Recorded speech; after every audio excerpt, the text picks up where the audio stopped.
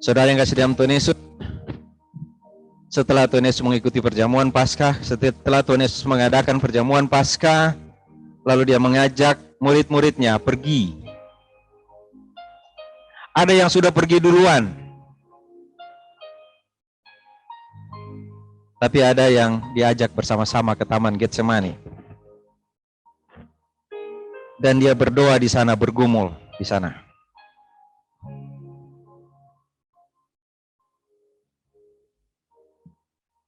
Dia berdoa, meminta kepada Bapa, jika Bapa berkenan, biarlah cawan penderitaan berlalu dari hidupnya.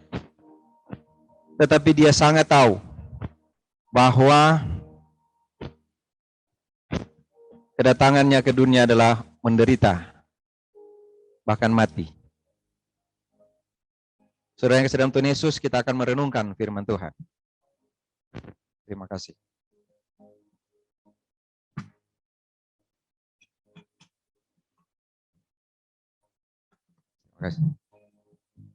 Kita akan merenungkan firman Tuhan dari yang sudah dibacakan oleh Ibu Weli tadi. Saya mau tegaskan pada satu ayat. Walaupun banyak yang sudah kita baca tadi, itu di ayat yang terakhir dari Yohanes pasal 19, tadi dibacakan dari ayat 16 sampai ayat 30, saya baca ayat 30. Sesudah Yesus meminum anggur asam itu, berkatalah ia, sudah selesai. Lalu ia menundukkan kepalanya dan menyerahkan nyawanya. Mari kita berdoa untuk renungan firman Tuhan kita. Amin. Saudara yang kasih dalam Tuhan Yesus, saya katakan tadi setelah perjamuan Tuhan, Paskah, perjamuan Paskah Tuhan Yesus dan murid-murid, lalu dia mengajak murid-muridnya ke Taman Getsemani. Dan di sana dia bertemu dengan orang yang meninggalkan dia pada waktu selesai perjamuan. Yudas Iskariot. Tapi Yudas datang bersama-sama dengan orang-orang yang akan menangkap Tuhan. Suasana gelap, tetapi Yudas mengenal Tuhan Yesus di kegelapan itu. Sayang sekali dia mengenal Tuhan hanya untuk menjual Tuhan.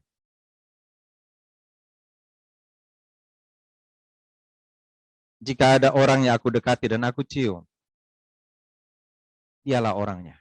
Tangkaplah dia. Saya sudah miliki 30 keping perak. Dan itu cukup bagi saya untuk kamu tangkap dia. Lalu Tuhan Yesus ditangkap, dan mulai saat itu dia dianiaya sepanjang perjalanan oleh orang-orang yang sampai hari ini atau berkali-kali saya katakan, saya tidak pernah mengerti mengapa mereka harus memukul Tuhan. Apakah Tuhan Yesus pernah menyakiti mereka? Apakah Tuhan Yesus pernah membuat mereka rugi? Mereka menganiaya Tuhan Yesus tanpa rasa kasih sedikit pun. Saya lagi membayangkan, pada tahun lalu saya bicara tentang bagaimana perasaan Maria, bagaimana perasaan seorang ibu yang melahirkan anak itu, dan lihat anaknya dipukuli. Pasti sangat sakit, saudara. Pasti sangat sakit. Setiap perjamuan Tuhan, saya juga ingat mama saya. Saya ingat orang tua saya yang melahirkan saya ke dunia ini. Serang apa dia? Tapi dia ada di sorga bersama-sama dengan Tuhan saya.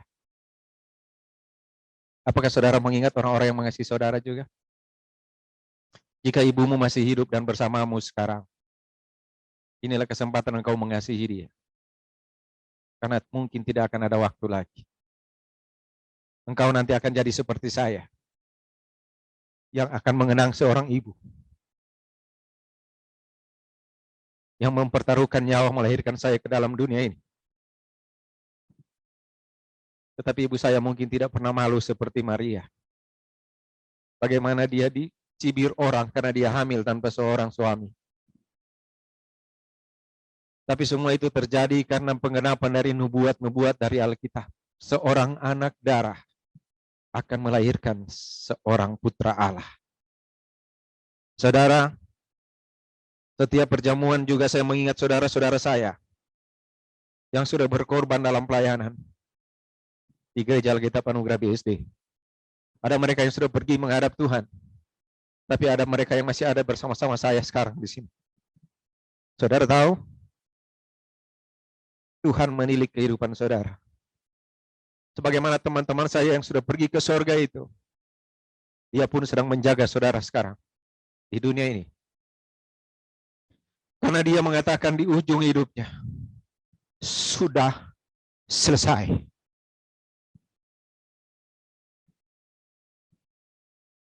Tidak ada lagi yang dapat menyakitinya.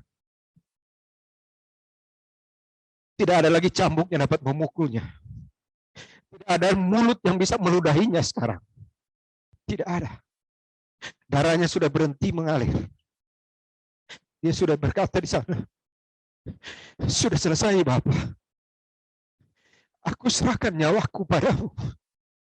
Sudah selesai. Saudara, saudara bayangkan kasih Bapa.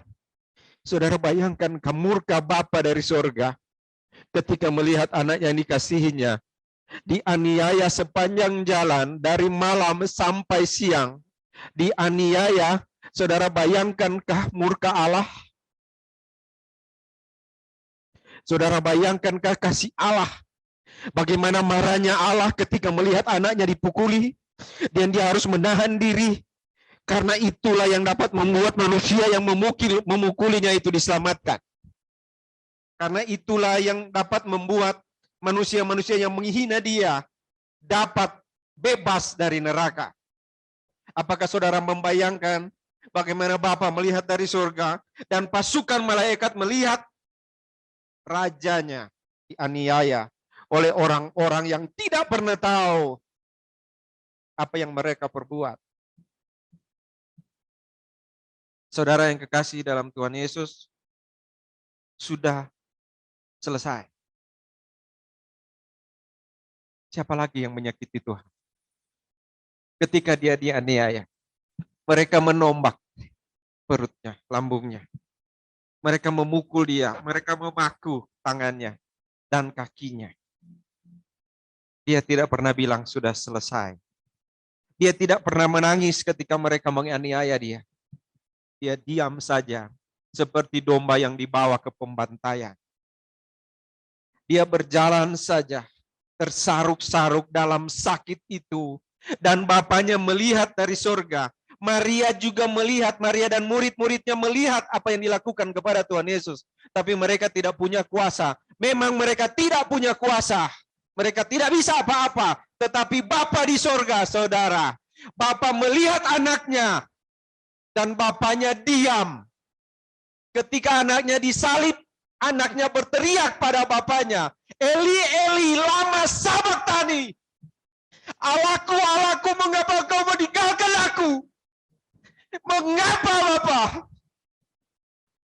Dan dia bilang kepada orang-orang di bawah situ, Bapa, ampuni mereka. Karena mereka tidak tahu apa yang mereka lakukan. Saudara, orang-orang itu tidak tahu apa yang mereka lakukan.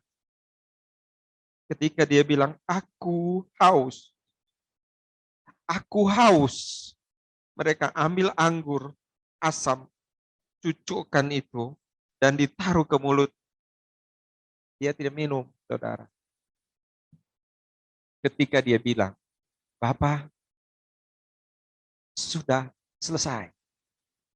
Dia juga bilang kepada ibunya, Ibu, inilah anakmu. Kepada muridnya dia bilang, inilah ibumu. Dia urus ibunya sampai di atas kayu salib.